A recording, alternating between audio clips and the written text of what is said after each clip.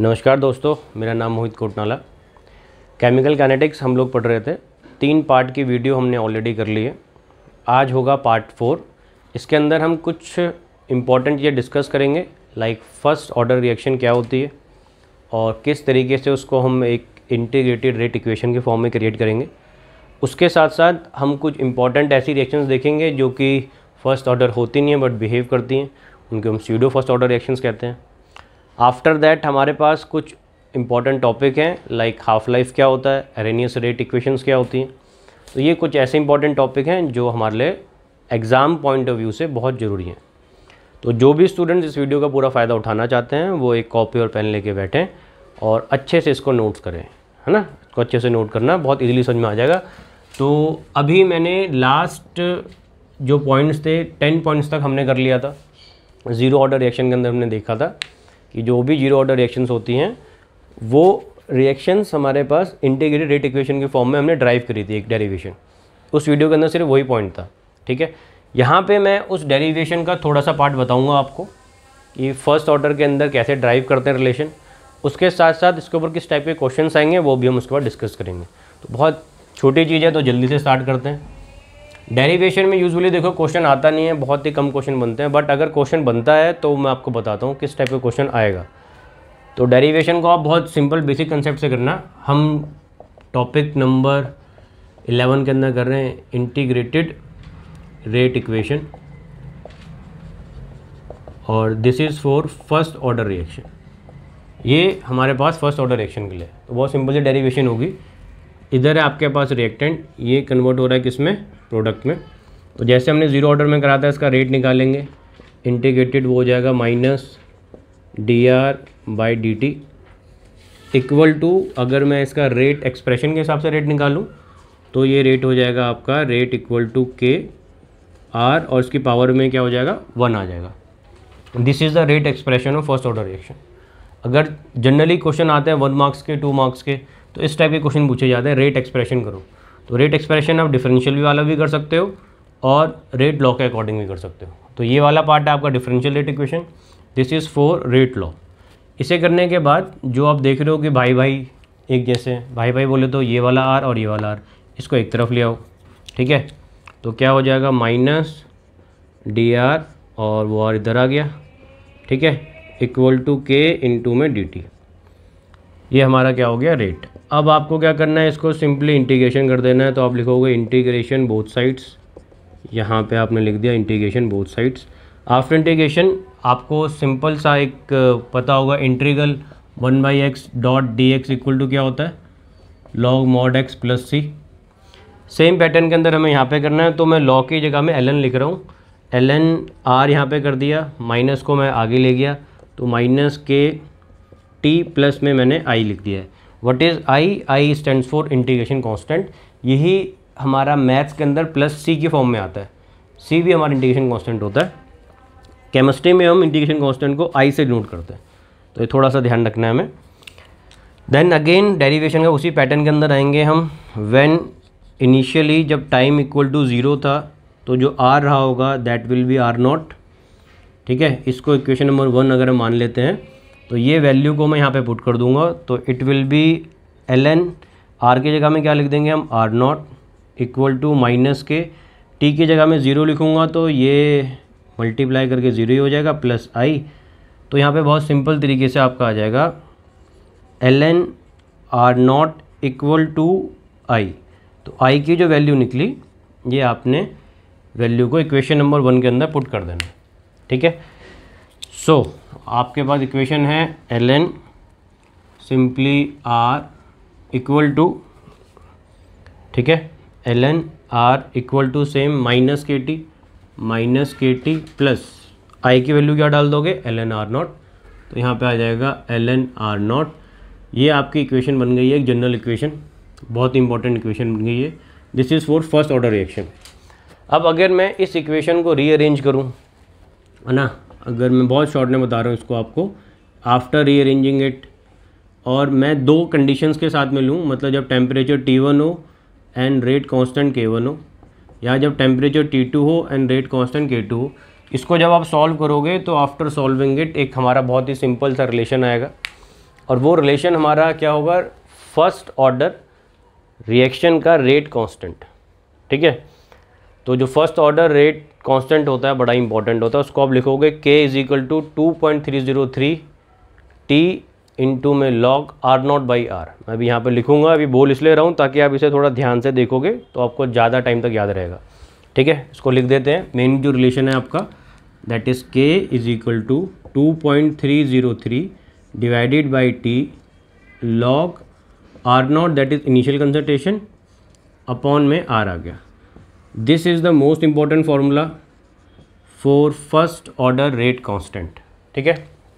यहाँ पे हमारा फॉर्मूला आ गया।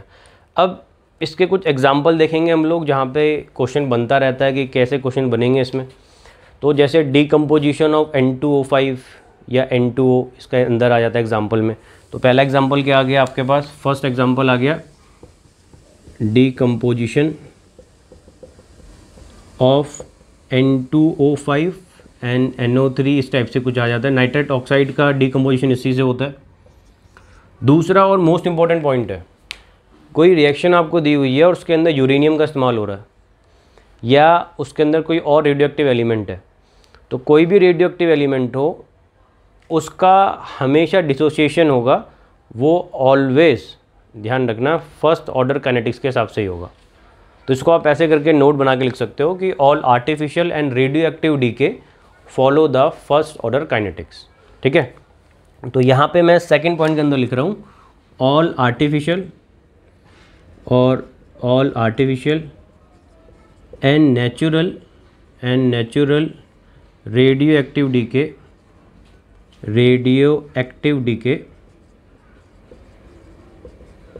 फॉलो फर्स्ट ऑर्डर काइनेटिक्स,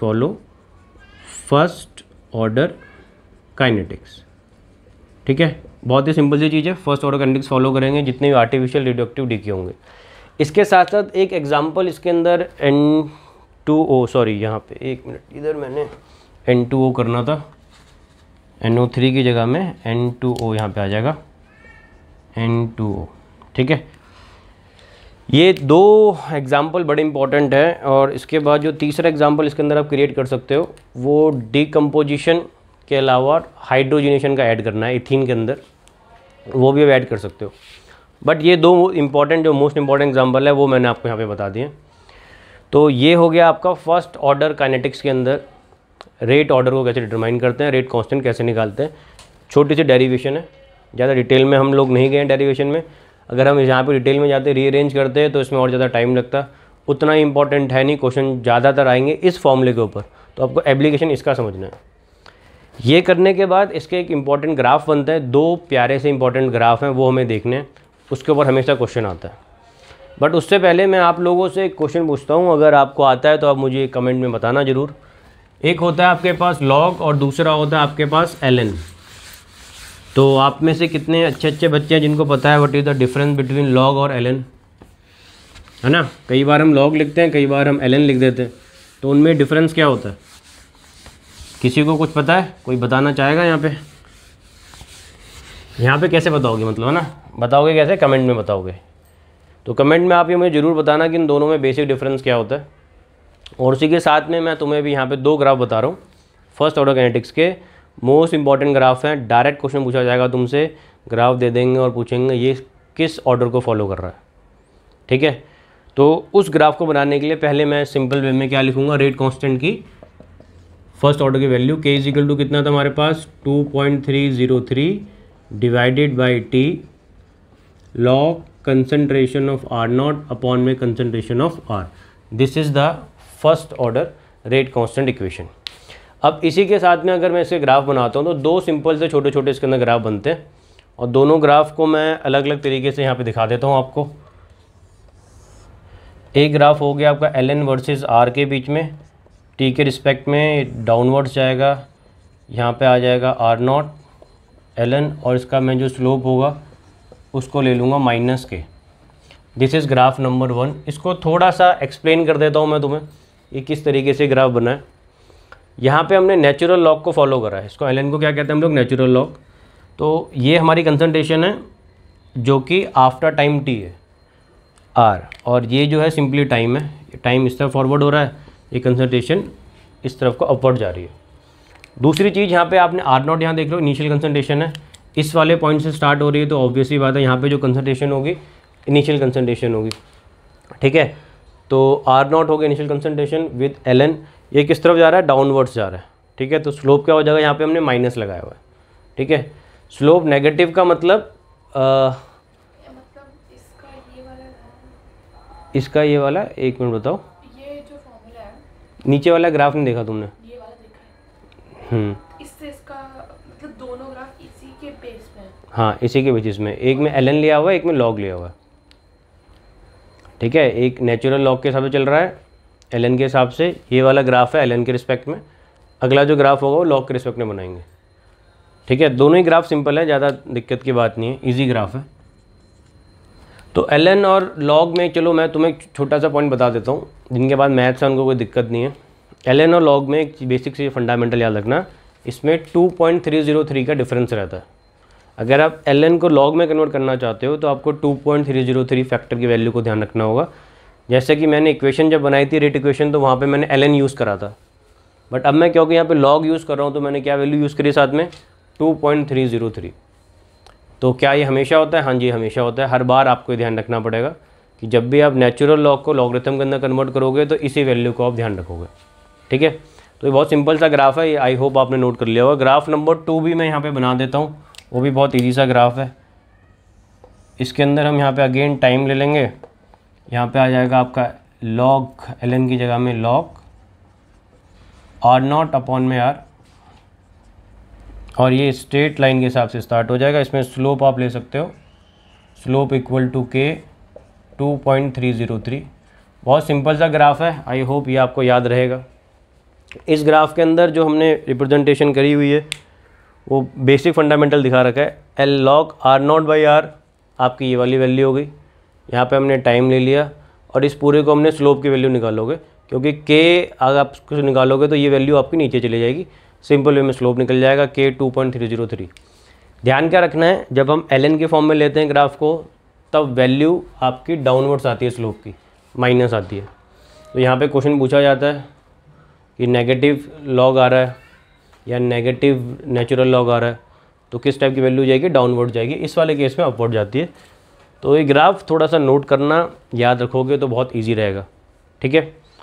तो इस वाले के अंदर आपको यही चीज़ों का थोड़ा सा ध्यान रखना है। इसके बेसिस में जो क्वेश्चन आते हैं न्यूमेरिकल जो आएंगे वो मैं आपको बताता हूँ, ठीक है। एक नेक्स्ट वीडियो के अंदर बताएंगे। इस वीडियो के लिए अभी के लिए सिर्फ इतना ही। Thank you for watching the video. Goodbye, take care.